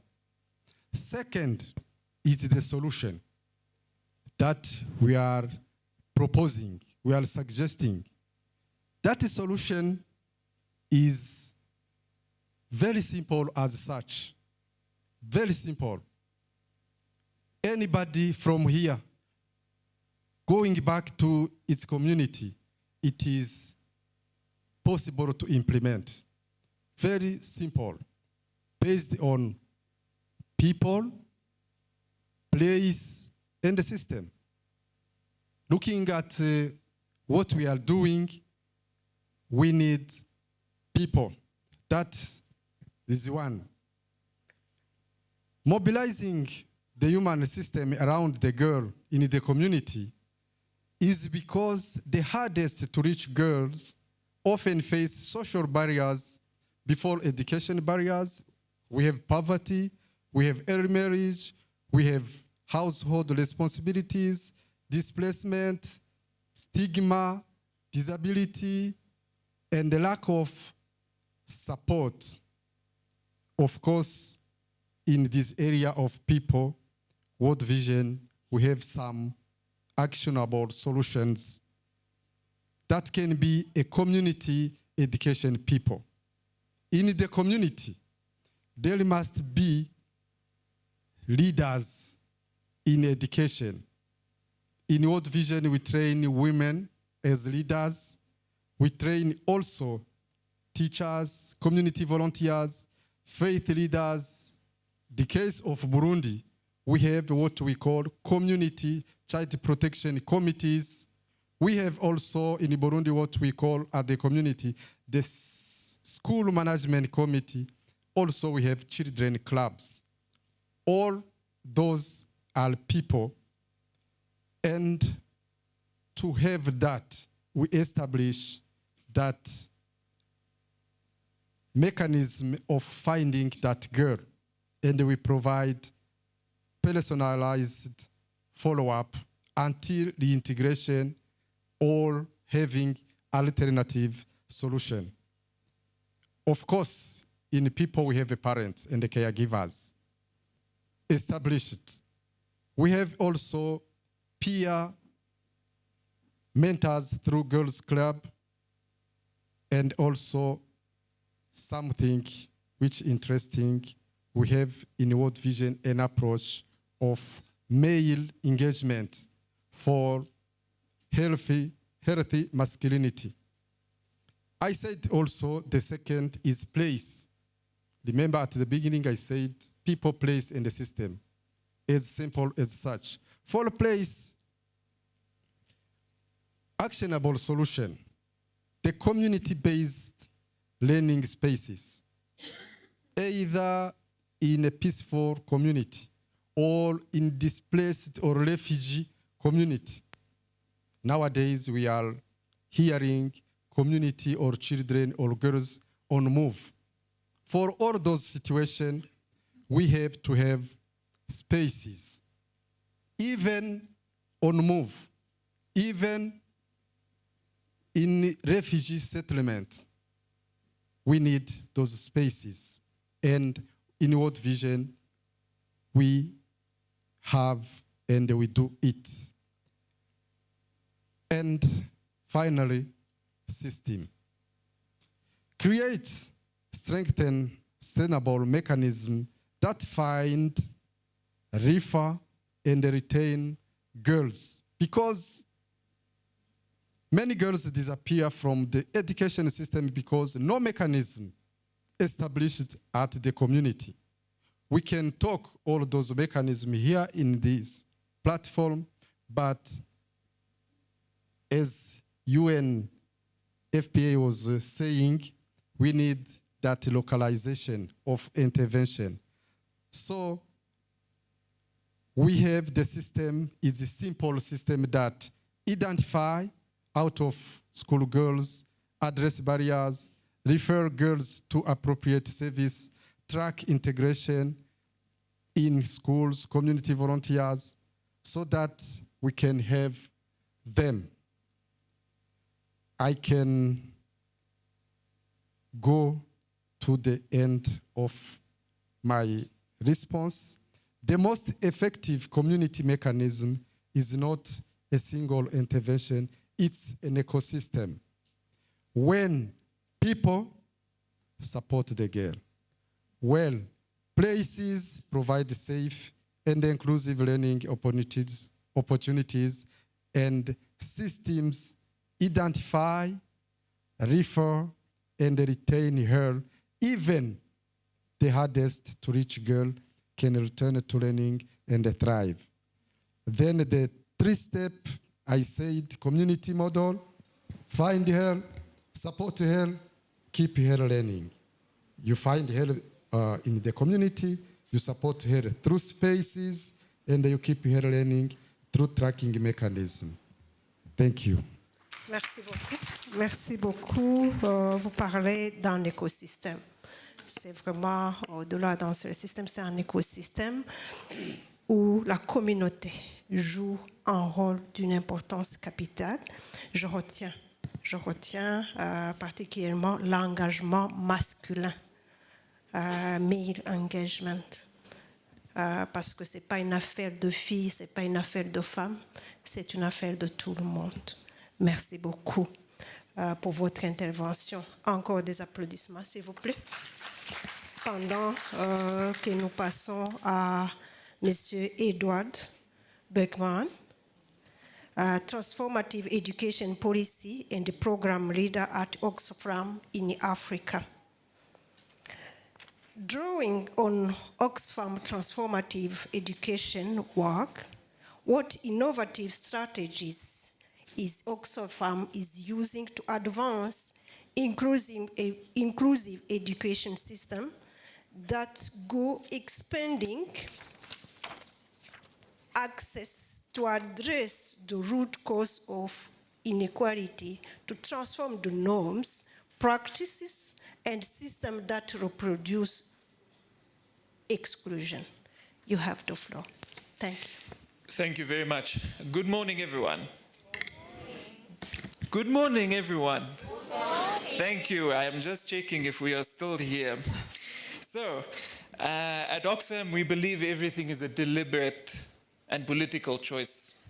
It is a choice how we have ended up here. And for us, when it comes to 𝗧𝗵𝗿𝗲𝗲, we fight inequality. And thank you, Madam Moderator, for mentioning that. For us, we want to make sure that transformative education changes the life for every student at an individual level, but that it extends to communities, schools, our countries, and the rest of the world. And for us, we take that into account when we design our program. So I'm very happy to hear that my panel today, we have talked about teachers, we have talked about fragile context, GTE, because it is very aligned to what I'm going to say, so it has saved me some time. It will save me some time.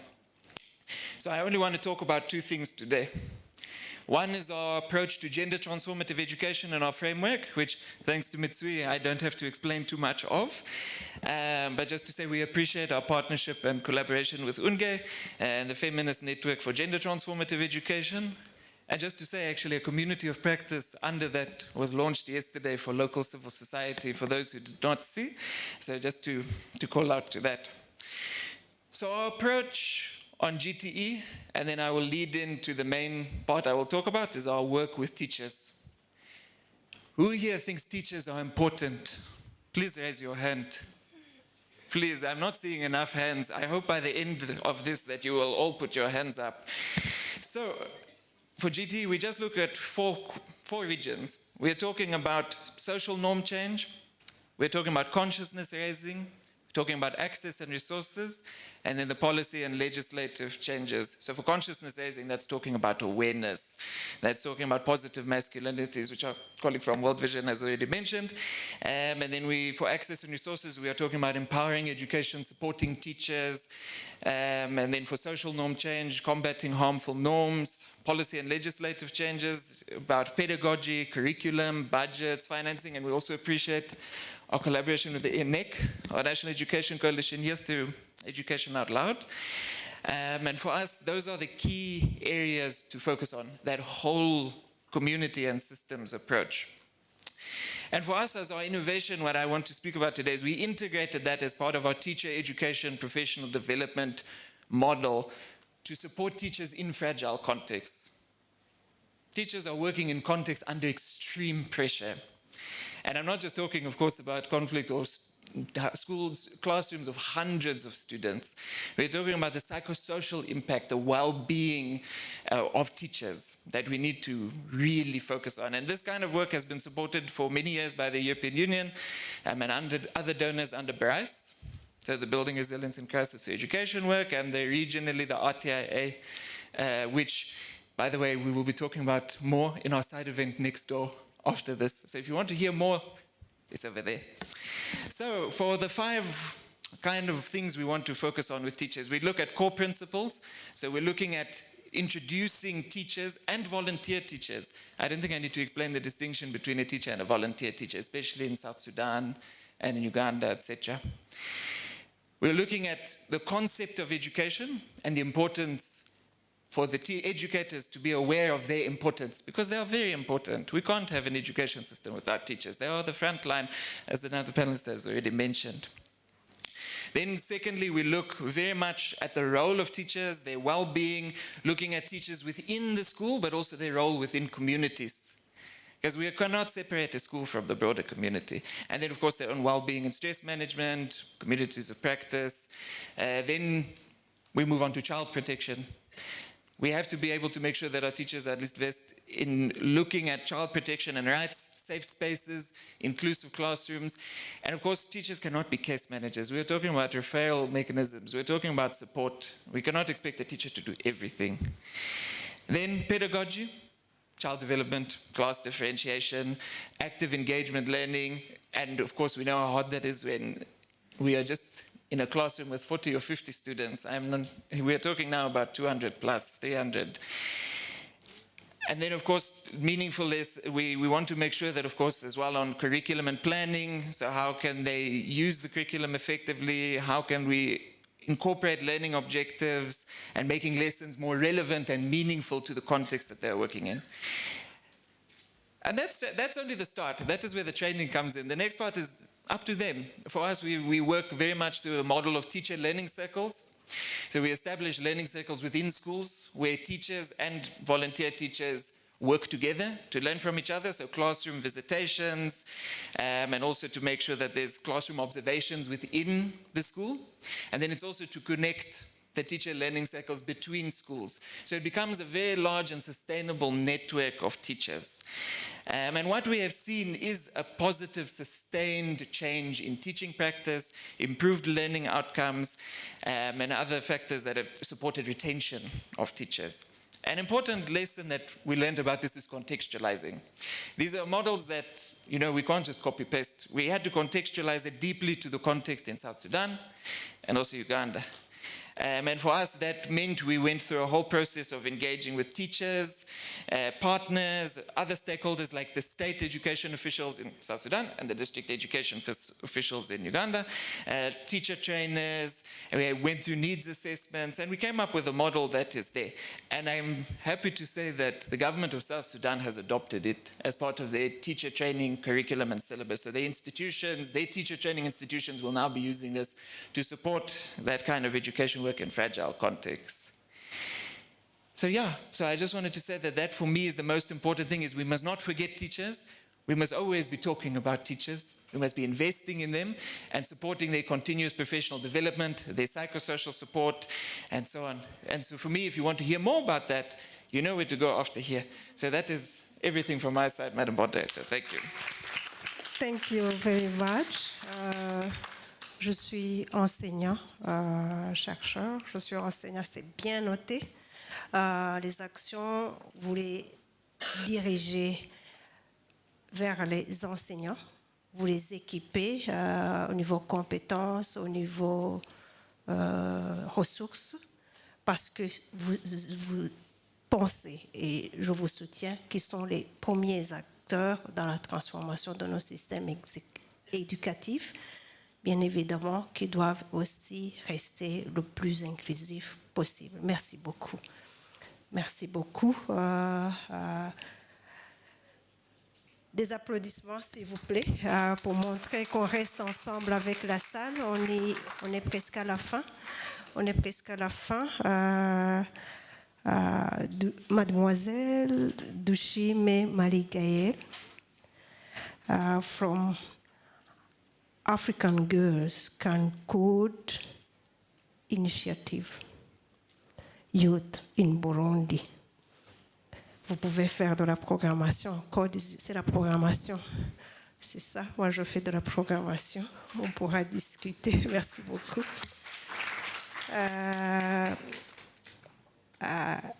Can you please share a personal story or experience that shows why changes in the education are important for girls, and what support would you help to succeed in STEM?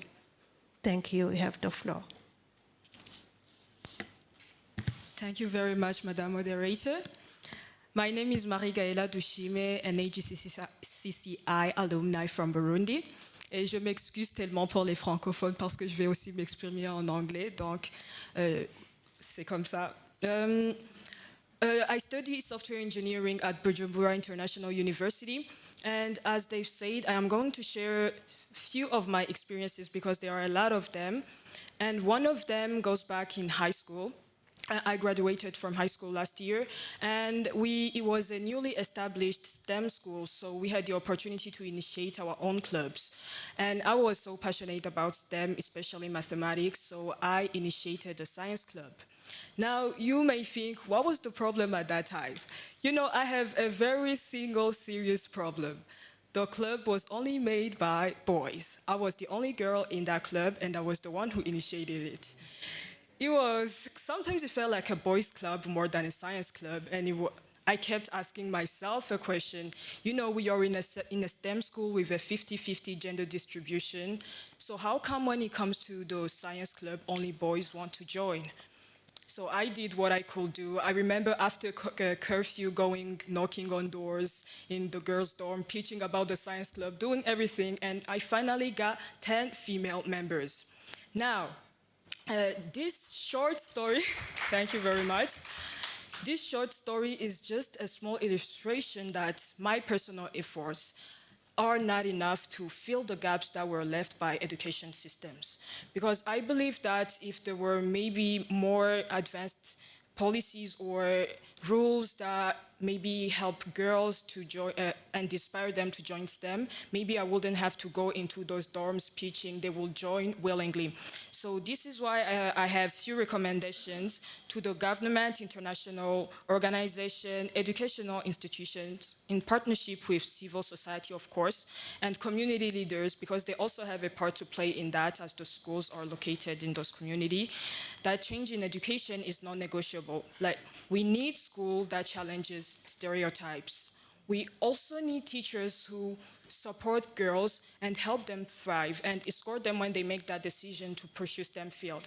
I can give you a small example of when I decided to take an internship in mechanical engineering. I was still in high school back in my sophomore year. We had these internships we did every summer. And when I was trying to register, there was this male teacher. They saw that I was going to register in mechanical engineer, and they asked me, "Are you sure?" So first of all, they made me doubt about myself, and I believe them. I didn't go into the mechanical engineering internship, but I do really regret it. But the reason why they made me doubt, it was because that internship was mostly made by boys. Boys were the one who attended that type of internship, so I ended up doing data science. Yeah, we also need to invest in mentorship, and by mentorship, I would like to emphasize on the type of mentorship that is led by female who have succeeded in STEM.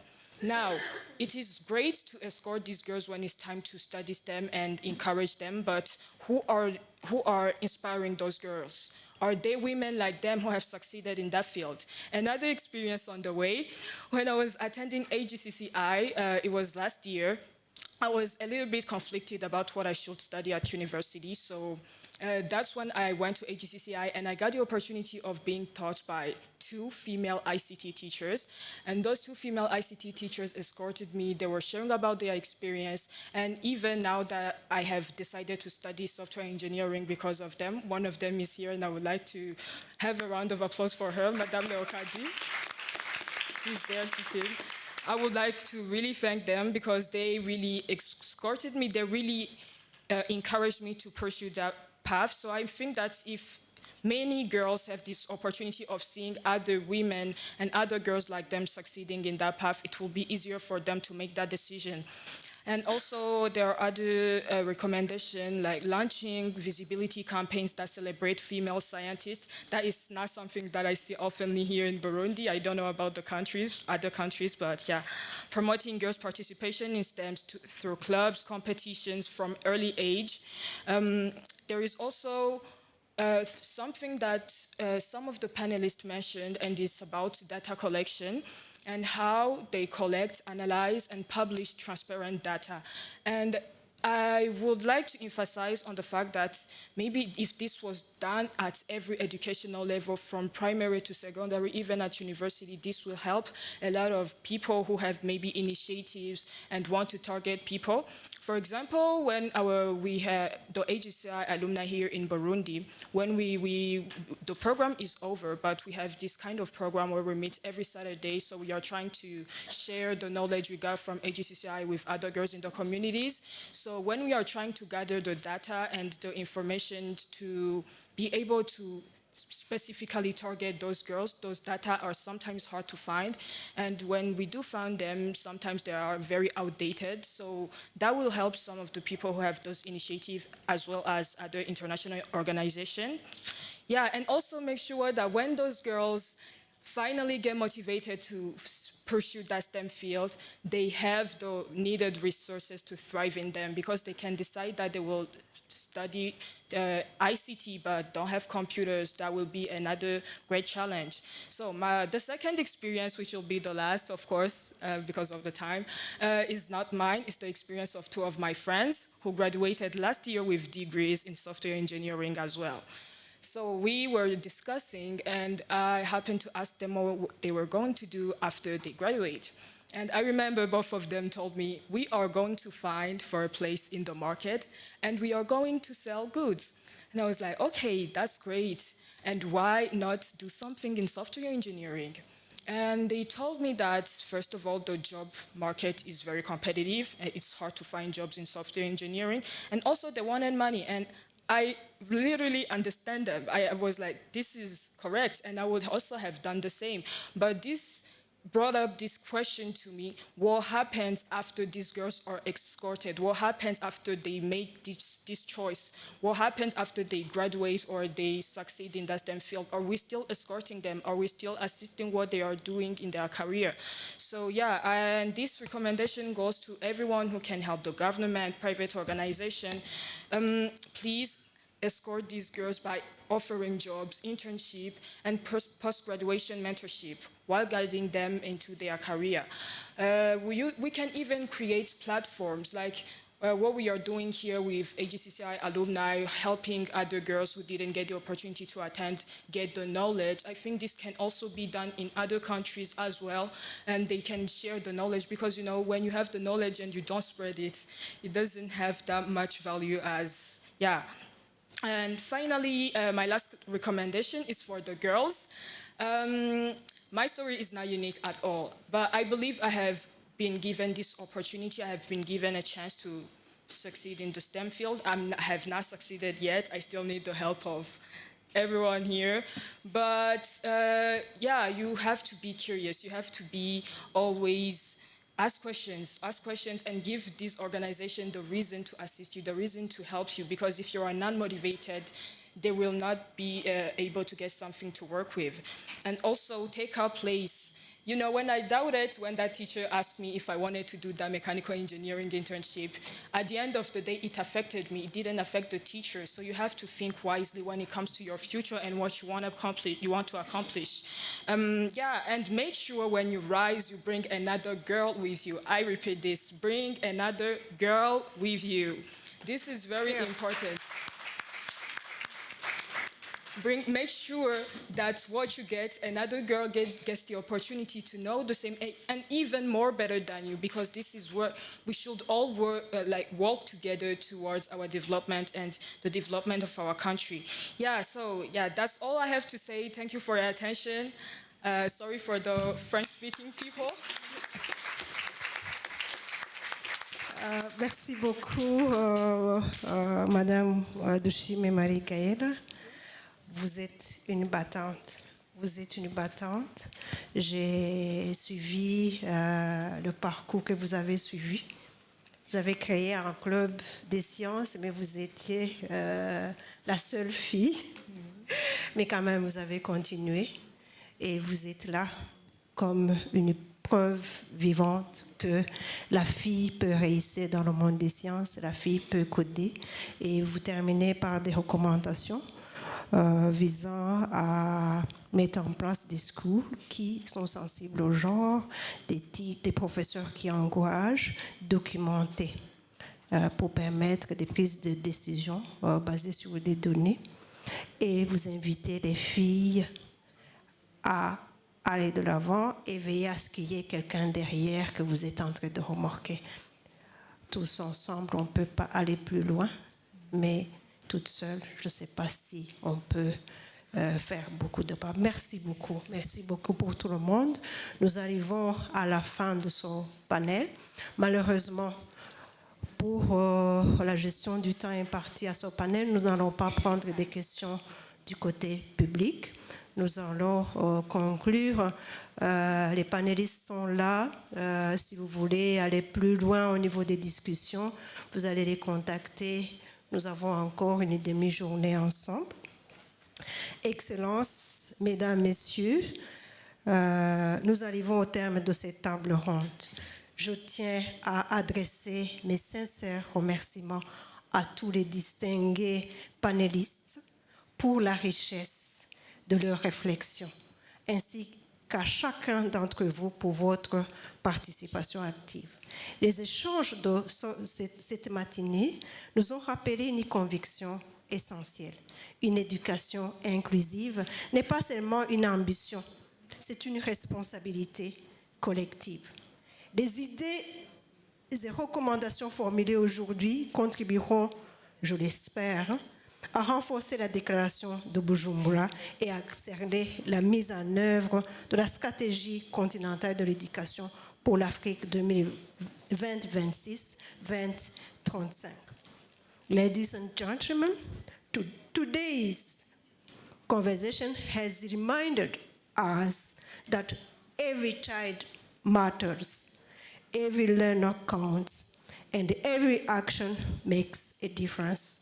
Thank you very much. Si le protocole le permet, on va prendre une photo avec mon panel. Ça sera vite fait. Merci beaucoup. On va prendre. Merci beaucoup, professeur Rachel. Très rapidement, on va demander aux panélistes d'avancer juste pour la photo de famille. Vous pouvez avancer. Non, vous pouvez rester sur le podium, mais voilà, on va avoir une ligne. Merci beaucoup et je vous prie, pendant qu'ils sont en train de faire la photo, d'ovationner la modératrice, professeur Rachel, et aussi l'ensemble du panel. Merci pour votre contribution à ce débat. C'est un débat très important. Désolé de paraître comme si je courais derrière le temps. En principe, la PANCOGED, merci beaucoup, merci de les ovationner. En général, la PANCOGED se déroule, la première PANCOGED s'est déroulée sur 4 jours. Et là, on se retrouve à une PANCOGED qu'on fait à 3 jours. Et c'est une problématique essentielle. Et les thématiques doivent être abordées, mais malheureusement, pour des questions de contrainte de temps, on est obligé de faire des ajustements. Je suis vraiment désolé. Et ce panel nous a pris encore une vingtaine de minutes, alors que nous courons derrière le temps précieux. Alors, ce qu'on va